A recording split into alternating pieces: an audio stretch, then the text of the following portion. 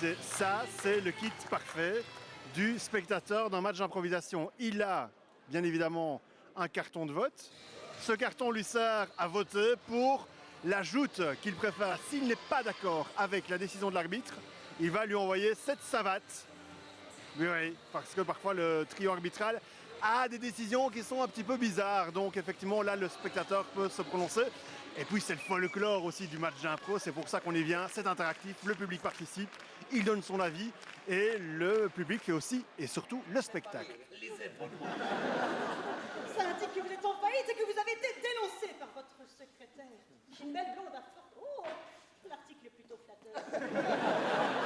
À droite, les poneys de bain de Bruxelles. À gauche, les sacs à patates de Dinan. Ce sont là les deux seules certitudes de ce match d'improvisation théâtrale.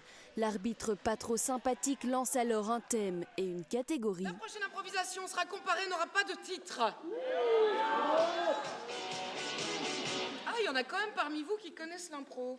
Le nombre de jouteurs sera de 1 par équipe, la catégorie réplique imposée. C'est parti pour les tableaux les plus inattendus. T'as vu, c'est pas compliqué. Hop, hop, hop. Personne ne sait ce qui va se passer, même pas les équipes, même pas l'arbitre et surtout pas le public.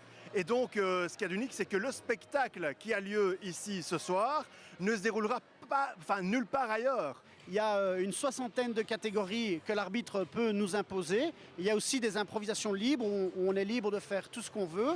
Et on joue soit en mixte, donc les deux équipes ensemble, soit en comparé. Le truc qui reste, je vais dire, commun à toutes les histoires, c'est qu'on n'a que 20 secondes pour les préparer. Alors on a pu voir plein d'histoires magnifiques qui se passent au XVIIe siècle. On a vu des employés enfermés dans des caves.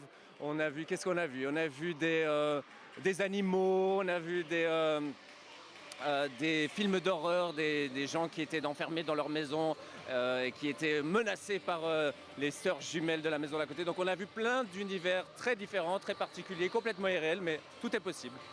Et des équipes d'impro, il en existe aussi en province de Luxembourg, à l'image de la Bérésina, une dizaine de jouteurs d'AB. Et la discipline se développe. Eh bien, la Fédération belge d'improvisation amateur donc, est présente dans 3 régions.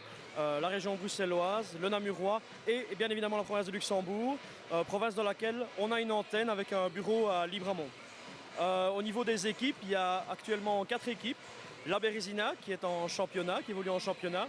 Et hors championnat, on a les fous à sanglier de La Roche, les bêtes de foire de Libramont et une toute nouvelle équipe qui vient de se créer à Herbemont.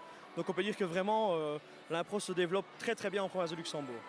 2 autres matchs du championnat auront lieu chez nous en 2013. Le 9 mars à Marche et le 23 mars à Bastogne. Cerise sur le gâteau, une manche du mondial d'improvisation se déroulera dans notre province en octobre prochain.